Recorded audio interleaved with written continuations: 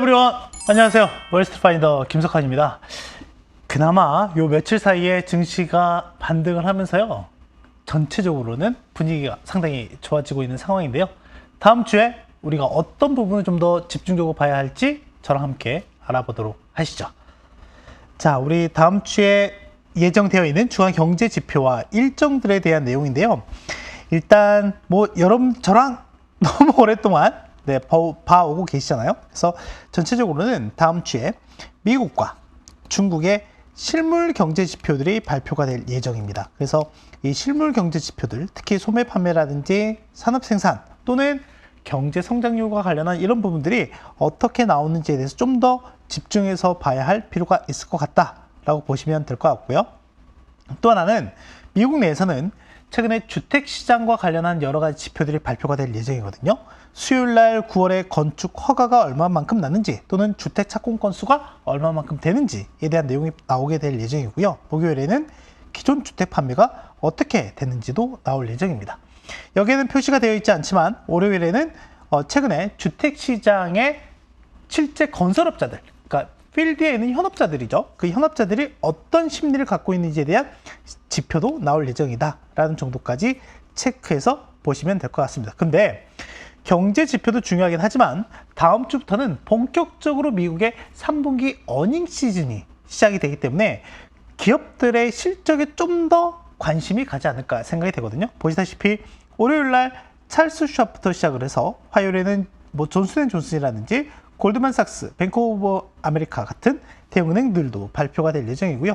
이제 수요일에는 국내 투자자들이 가장 많이 보유하고 있는 테슬라도 발표가 될 예정이고, US뱅커프를 비롯한 여러 중소 지역은행들에 대한 발표도, 실적 발표도 있을 예정이에요. 그래서 이런 부분들을 좀 보셔야 될 것 같고요. 또 하나, 9월 FOMC 이후에 상당히 많은 연준위원들의 발언들이 예정이 되어 있는데, 특히나 다음 주에는 제롬 파월 연준 의장이 목요일 날 현지 시각으로는 12시예요. 그러니까 우리나라 시각은 자정이 넘어가는 시점에 전반적인 발언을 할 내용들이 있어서 이 발언에 대한 향방도 좀 중요한 내용이 될 것 같다라는 점까지 참고해서 보시면 되겠습니다. 아시겠죠? 좀 더 뎁스 있게 가볼까요? 자, 일단 최근에 증시 움직임이 나쁘지 않았어요. 9월 달은 상당히 좀 안 좋은 모습을 좀 보이긴 했지만 10월 들어서는 상당히 선방하는 모습들을 좀 보이고 있는데, 그 근본적인 이유가 뭘까에 대해서 한번 본다라고 하면 전체적으로는 기본적으로 장기채 금리가 하락을 하고 있기 때문에 그렇다라고 보시면 될 것 같습니다. 실제로는 장기채 금리가 하락하고 있다라고 하는 거는 장기 채권 가격은 올라가고 있다라는 걸로 이해를 하셔도 되긴 할 것 같거든요. 그런데 시장에서는 이 채권 가격이 올라가는 부분에 대한 포커스보다는 금리 자체가 하락하는 부분에 좀 더 포커스를 맞추고 있다라고 보면 될 것 같아요. 왜 그러냐면 금리 같은 경우에는 금리가 높아지면 자연스럽게 저 역시 마찬가지긴 하지만 여러분들도 마찬가지일 거고요. 금리가 높아지면 부담스러운 부분이 여러 방면에서 나타나고 있잖아요. 그게 가게든 기업이든 똑같거든요. 근데 이런 부분들이 낮아지고 있다라고 하는 거는 어떻게 보면 증시 입장에서는 유동성 측면에서는 상당히, 또는 수급적인 측면에서는 긍정적으로 작용을 한다라고 보면 될 것 같습니다. 자, 그래서 이 흐름들을 한번 보시죠. 여기 지금 왼쪽에 있는 그래프가 미국의 10년물 국채 수익률인데요. 실제 10년물 국채 수익률이 그러니까 6월, 7월 들어서 쭉 상승하는 모습을 보이면서 10월 초에는 4.8%를 찍거든요. 거의 5% 육박을 하죠. 이거 같은 경우에는 어떤 시점으로 보면 요 근래 들어서 올해 연중 최고치이기도 하지만은 거의 16년 내 최고치라고 보시면 될 것 같습니다. 그래서 이 흐름이 최근 들어서 이렇게 하락하는 좀 모습을 보이고, 일중 변동도 보니까 지난 3월 은행 위기가 있었던 시점 이후보다 훨씬 더 개선된 모습을 보이다 보니까 시장에서는 그나마 증시에 대한 수급 또는 투자 심리 개선에 긍정적인 영향을 미쳤다라고 보면 될 것 같아요. 이렇게 나타나게 된 이유가 뭐냐면 실제로는 별로 좋지 않은 뉴스이긴 하죠. 중동, 특히 이스라엘과 팔레스타인 간, 특히 팔레스타인 내에서도 보면 하마스라고 하는 무장 세력이 있거든요. 이 무장 세력 간의 무력 충돌이 발생하면서 장기채 금리가 하락하는 영향들이 있었다라고 보면 될 것 같고요. 이게 비단 미국만 그런 게 아니라 독일이나 스페인, 포르투갈 같은 여러 가지 주요 선진 국가들에서 나타나는 현상들이었다라고 보면 될 것 같습니다. 근데 우리나라는 유독 좀 차이가 있어요. 우리나라 같은 경우에는 최근 3일 동안의 낙폭, 특히 장기채니까 이게 10년물이거든요. 10년물 기준으로 보면 낙폭이 큰 모습을 보이긴 했지만 이번 달 들어서는 전체적으로는 여전히 상승하는 모습을 좀 보이고 있는 측면이 다른 나라들과는 좀 차이가 있는 상황이다라는 것까지 이해를 하시면 좋을 것 같고요. 또 하나는 뭐냐면 완화적인 연준 위원들의 발언이라고 보시면 될 것 같습니다. 실제 9월 FOMC 이후에 시장이 충격을 먹었던 요인 중에 하나가 뭐였냐면 지금 보고 계시는 점도표, 이게 점도표거든요. 이 점도표는 뭐냐면 잘 아시겠지만 연준위원, 19명의 연준위원들이 나는 현재 시점 또는 내년 시점에 이 정도의 금리를 예상합니다라고 해서 이렇게 점을 하나씩 다 찍는 거예요. 그러니까 한마디로 뭐냐면 연준위원들의 서베이인 거죠. 어느 정도 예상이 될지에 대한 서베이, 즉 설문조사인 거예요. 쉽게 얘기하면 개인 취향이에요. 개인 취향. 개인 취향인데 지금 보면 지난 6월 달 대비했을 때 9월 달에 이렇게 올라가다 보니까 지난 9월 FOMC 회의가 시장에서는 서프라이즈보다는 쇼크였죠. 쇼크로 받아들여지게 된 건데 최근, 그러니까 9월 FOMC 이후에 연준위원들의 발언들의 내용들을 보면 상당히 완화적이다라고 하는 거예요. 그러니까 이렇게 점도표에 찍힌 것과는 달리 발언 내용들은 완화적이었다라고 보시면 될 것 같고 이게 시장 투심 개선에는 긍정적으로 영향을 미쳤다라고 보면 될 것 같아요. 그러면 어떤 내용들이 좀 완화적이었느냐라고 하면 지금 현재의 금리 레벨은 상당히 제한적인 수준이다라고 얘기를 하는 거죠. 현재 금리가 얼마만큼 되죠? 상단이 지금 5.5%잖아요. 5.25에서 5.5%이니까 이게 상당히 제한적이다라고 얘기를 하는 거고 앞서 보셨던 것처럼 장기채 금리가 이렇게 상승을 했잖아요. 이렇게 장기채 금리가 상승을 한 것만으로도 어떻게 보면 연준이 해야 할 일을 시장이 해주고 있는 거다라고 얘기를 하고 있는 거죠. 그래서 추가적인 금리 인상에 대한 필요성이 있다 없다? 그렇게 크지 않다라는 이런 내용들이 연준 위원들의 입에서 나오면서 시장은 이런 내용들을 좀 완화적으로 받아들이고 있더라라고 해석을 하시면 될 것 같고 최근 증시의 상승에 일조하는 데 도움이 되는 내용들이었다라고 보면 될 것 같습니다. 자, 그리고 또 하나는 뭐냐면 미국의 그냥 여기서는 속된 말로 미친 경제 성장이에요. 지금 보시다시피 애틀란타 연은에서 미국의 3분기 경제 성장률 추정치를 나타내고 있는데 이거는 이제 여러 차례 말씀드렸던 것처럼 GDP Now라고 하는 데이터이거든요. 지금 현재 보면 최근 데이터가 3분기 경제 성장률이 5.1%로 찍히고 있습니다. 그래서 간밤에 크리스토퍼 월러라고 하는 연준 내에서는 매파 인사예요. 매파 인사라고 하면 당연히 금리 인상에 대해서 좀 더 옹호적으로 하는 인사죠. 그런데 이 크리스토퍼 월러 연준 인사가 어떤 내용을 얘기했냐면 미국의 3분기 경제 성장률이 4%를 넘을 수도 있다. 여러분 기억하시나요? 1분기, 2분기 때 보면 상반기에 평균적으로 2% 이상 성장을 하긴 했지만 지금 3분기에 그 배 이상을 성장을 하겠다라고 하는 거잖아요. 근데 이럼에도 불구하고 금리를 더 올려야 돼요 라고 얘기를 하는 것보다는 인내심을 갖고 지켜봐야 한다라고 얘기를 하고 있고요. 지금 보시다시피 전체 3분기 성장률이 5%가 넘게 찍히고 있는 상황에서 그 절반 이상은 소비에서 발생을 하고 있다라는 걸로 보시면 될 것 같습니다. 자, 또 하나 살펴보실 게 뭐냐면 IMF가 지금 현재 세계은행과 연차 총회를 하고 있는데 이 와중에 세계 경제 전망에 대해서 지난 7월에 이어서 새롭게 업데이트를 했어요. 근데 중요한 건 뭐냐면 미국만 올해와 내년의 경제 성장률이 상향 조정됐습니다. 보이시나요? 미국 올해 1.8에서 2.1%로 상향 조정됐고요. 내년에는 1.0에서 1.5%로 상향 조정됐어요. 자, 그런데 내년에 보면 전체 글로벌 경제 성장률은 하향될 걸로 봤고요. 유로존 1.5에서 1.2로 내렸어요. 특히 독일의 경제 성장률 하향 조정치가 상당히 큰 모습을 보였고요. 중국도 심지어 내렸습니다. 중국은 내년뿐만이 아니라 올해도 내렸어요. 이게 지금 올해 2023년이고요. 이게 내년 2024년 내용이거든요. 유일하게 미국만 올렸더라 라고 보면 될 것 같고요. 여기에 우리나라 같은 경우에는 올해 연초부터 계속 하향 조정을 했었거든요. 그래서 지금 보면 올해 1% 중반대 성장을 할 걸로 보고 있고, 내년에는 주요 선진국 중에서는 유일하게 2%대 성장을 할 걸로 예상을 하고 있다라는 정도로 보시면 될 것 같습니다.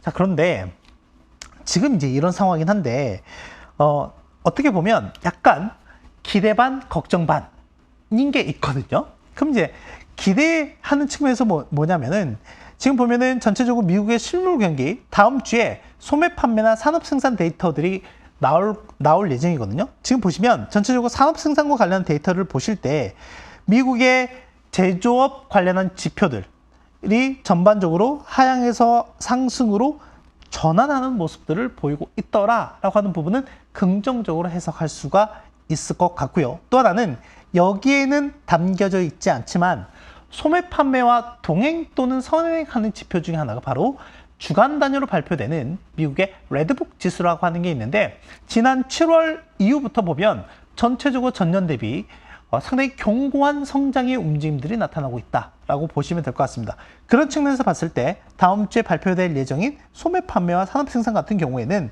전년 대비 완만한 회복세가 나타날 걸로 기대를 해볼 수 있는 부분이에요. 그러니까 실물 경기가 꽤 좋다라고 하는 거고, 왜 그렇게 좋을까라고 하는 부분은 앞서 보셨던 것처럼 소비라고 하는 부분이 뒷받침되기 때문에 그렇다라고 이해를 하시면 될 것 같아요. 근데 우려스러운 부분들이 분명히 있습니다. 어떤 우려스러운 부분들이 있는지부터 말씀을 드릴게요. 뭐냐면 9월 달에 FOMC를 앞두고 발표된 미국 전반적인 경기의 흐름을 나타내는 베이지북에 나온 내용이에요. 이 내용은 뭐냐면 일부 지역에서는 소비자가 저축한 금액을 모두 소진했으며 지출을 지원하기 위해서 대출에 더 많이 의존하고 있다라고 하는 거예요. 그러니까 이건 뭐냐면 소비자가 저축한 금액이라고 하는 거는 여러분 이해하시는 것처럼 초과 저축으로 보시면 될 것 같고요. 대출에 더 많이 의존하고 있다라고 하는 거는 이건 이제 신용 쪽과 관련한 부분이라고 보시면 될 것 같아요. 이렇게 보시면 될 것 같은데, 제가 일전에 한번 소개를 해드리긴 했지만 샌프란시스코 여는 자료에 따르면 지난 1분기와 2분기에 새롭게 업데이트된 내용이 좀 다르거든요. 그러니까 어떤 부분을 좀 말씀드리고자 하는 거냐면 1분기 때 내용을 보면 올 연말까지 미국의 소비자들의 소비가 견조할 것 같아요. 뭐 때문에? 초과 저축 때문에 라고 얘기를 했거든요. 그런데 2분기 때 업데이트된 내용으로 보면 이거 3분기 내에 소진될 것 같아요 라고 얘기를 합니다. 그럼 이제 3분기 끝났잖아요. 그러니까 이제 미국 가계에 남아있는 초과 저축은 이제 거의 없다라는 걸로 보시면 될 것 같아요. 이제 3분기가 끝났기 때문에 새롭게 업데이트된 내용이 조만간 나오게 될 건데, 그게 나오게 되면 새롭게 소개를 해드리도록 하겠습니다. 그리고 또 하나는 그러다 보니까 대출에 더 많이 의존하고 있다라고 하는 거죠. 그래서 신용카드 대출이라든지 이런 것들을 많이 사용을 하고 있다라고 하는 거예요. 결론적으로는 9월 달에 나오는 베이지북이라든지 간밤에 나온 9월 FOMC 의사록에서도 가계 재정이 지속적으로 좋아지고 있는 게 아니라 악화되고 있다라고 하는 부분에 포커스를 맞추고 있다라고 하는 겁니다. 그런 지표들을 저희가 여러 갈래에서 확인할 수가 있거든요. 그걸 가장 잘 나타내고 있는 게 뭐냐면 결국에는 가계 재정이 악화되는 데 있어서 소득이 증가하는 것만큼 비용이 더 많이 증가하는 거죠. 근데 그 비용이라고 하는 게 내가 쓰고 남으면 상관없어요. 그런데 그게 아니라 금융기관이라든지 이런 부분에 납부하는 것들, 매달 정기적으로 나가는 것들에 대한 부담이 커지게 된다고 하면 가계 재정은 훨씬 더 취약해질 수밖에 없다라는 걸로 이해를 하시면 될 것 같은데, 금리가 지난해부터 현재까지 대략 5.25%포인트 올랐거든요. 이거는 거의 한 40년 만에 가장 빠른 속도라고 보시면 될 것 같은데, 그에 따라서 시장금리도 급변하는 모습을 보였습니다. 지금 보면 지금 이자율이 급등했다라고 여기에 적어 놓고 있는데, 지금 신용카드 대출 이자율을 보면 21%나 되고 있는 상황이고요. 신차 5년 할부로 했을 때 대략 8% 정도 된다라고 보면 될 것 같습니다. 신용카드 대출 이자율은 이 데이터가 지금 2007년 이후부터 나오니까 역대 최고라고 보시면 될 것 같고요. 신차에 대한 이자율은 2007년 이후에 가장 높은 수준까지 올라와 있다라고 보면 될 것 같습니다. 그리고 주간 단위로 제가 확인할 수 있는 모기지 금리, 특히 30년 만기 고정금리, 고정 모기지 금리 같은 경우에는 미국 모기지 협회인 MBA가 발표한 데이터에 따르면 23년 만에 최고치에 달하고 있다라고 하는 거죠. 그러니까 지금 주요 모기지 금리도 특히 고정금리죠. 이 금리도 상당히 높아지고 있는 모습들을 보이고 있다라고 보면 될 것 같고요. 이러다 보니까 어떻게 되죠? 가계 재정이 악화되고 있다면서요. 그러면 연체율이 높아지게 되는 거죠. 지금 보시다시피 상위 100개 은행이 아니라 상위 100개 은행을 제외한 은행들의 연체율 상황을 보면 이 데이터가 집계되고 있는 2007년 이후부터 보면 가장 높은 수준까지, 심지어 팬데믹 이전 그리고 금융위기 이전 수준을 훌쩍 뛰어넘는 수준까지 올라와 있는 상황이다라고 보면 될 것 같습니다. 이 지표만 보면 그닥 달갑지가 않은 상황인 것은 맞습니다. 또 하나가 있어요. 그러면 앞에서는 가계의 내용을 봤다면 기업들은 어떨까라고 하는 부분도 좀 봐야 될 것 같거든요. S&P 글로벌 데이터에 따르면 지금 보면 기업 파산이 급증을 하고 있다라고 하는 거죠. 지금 현재까지, 그러니까 9월 말까지 대략 516개의 기업들이 파산을 신청을 했고요. 이 데이터 같은 경우는 1월에서 9월 기준만 놓고 본다라고 하면 2020년 팬데믹에 근접하는 수준이다라고 보면 될 것 같고요. 작년 대비로 보면, 작년 같은 기간으로 보면 거의 2배 가까이 상승한 기록이다라고 보면 될 것 같습니다. 만약에 직전 1분기부터 3분기까지 분기 평균만큼 증가하는 모습이 나타나게 된다고 하면 훌쩍 앞으로 간 2010년 이후에 가장 많은 기업들이 파산할 걸로 예상이 되고 있는 상황이에요. 기업들이 파산한다? 당연히 그 경제의 펀더멘털에 대한 부분을 저희가 고민을 안 할래야 안 할 수가 없겠죠. 이런 부분들은 좀 여러분께서 체크를 지속적으로 해볼 필요가 있을 것 같습니다. 자, 그리고 다음 주에 여러분께 발표되는 지표들 중에 유로존과 관련한 부분도 좀 봐야 될 것 같거든요. 제가 앞에서 IMF가 예상했던 세계 경제 전망에 대해서 새롭게 업데이트를 해드린 부분이 있긴 한데, 이 당시 유로존 같은 경우도 보면 전체적으로는 경기 기대감이 지속적으로 약화되는 모습들이 좀 나타나고 있거든요. 그런 지표들을 다음 주에 여러분들께서 확인이 가능하다라고 보면 될 것 같습니다. 만약에 GW라고 하는 경제연구소에 발표하는 이런 지표, 경기 기대 지수가 이렇게 하락하는 모습들이 좀 나타나게 된다고 하면 현재 상황에 대한 또는 앞으로 상황에 대한 우려가 더 커질 수도 있다라고 하는 거고요. 혹시나 반등의 이런 빌미가 좀 나타나게 된다고 하면 이건 좀 긍정적으로 이해를 해볼 수 있는 포인트라고 보면 될 것 같습니다. 그런데 앞서 말씀드렸던 것처럼 유로존도 마찬가지고요. IMF도 마찬가지고 최근에 잇따른 경고들이 나오고 있는 상황이다라고 보시면 될 것 같고, 또 하나 여기 이제 추가할 수 있는 게 뭐죠? 지정학적 리스크인 것 같아요. 지정학적 리스크인 것 같은데, 원래는 러시아하고 우크라이나에 대한 이런 부분만 우리가 고민을 하고 있었는데 최근에 어떤 게 또 끼어들었죠? 이스라엘과 또는 팔레스타인 또는 레바논이라고 하는 거죠. 실제로는 뭐 이런 국가들과의 대립이라기보다는 이 안에 있는 강경파들, 그러니까 팔레스타인 같은 경우는 하마스라고 보시면 될 것 같고, 레바논 같은 경우에는 무장세력 단체 중에 헤즈볼라라고 하는 데가 있거든요. 이런 데에 대한 부분들, 이런 부분들이 계속 유로존의 전체적인 경기 개선 또는 뭐 인플레라든지 이런 부분에 대한 자극을 지속적으로 하고 있는 요인 중에 하나로 자리 잡고 있다라고 이해를 하시면 될 것 같습니다. 자, 그러면 정리를 해보도록 하겠습니다. 일단은 기대와 우려가 있는 것 같아요. 그러면 기본적으로 이 무게추가 어디에 좀 더 집중이 될지에 대해서 저희가 고민을 해봐야 되는 시기지 않을까라고 생각이 됩니다. 최근에 장기채 금리 상승이 진영학적 불안 요인으로 인해서 하향 안정화가 되면서 증시가 상승하는 모습을 좀 보이긴 했죠. 하지만 절대적인 레벨이 높다라고 하는 거예요. 앞서 빠뜨린 부분이 뭐였냐면 지난 3월 달에는 대략 3.6에서 3.8%의 미 10년물 국채 금리였다라고 하면 현재 시점은 얼마죠? 4.6%대다라고 하는 거죠.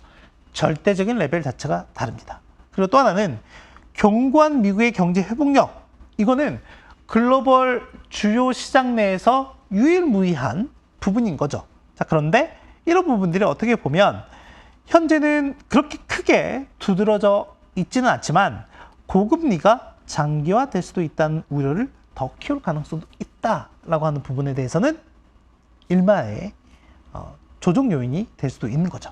또 하나는 다음 주에 예정되어 있는 소매 판매나 산업 생산과 같은 주요 실물 경제 지표라든지 또는 기업들의 본격적인 실적 발표에도 주목을 해볼 필요가 있을 것 같고요.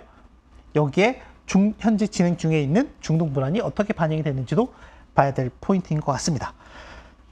다음 주에 이런 지표들을 여러분들께 참고하시면 좋을 것 같고요. 댓글에 담겨져 있는 주요 경제 지표 일정 참고하시면 좋을 것 같습니다.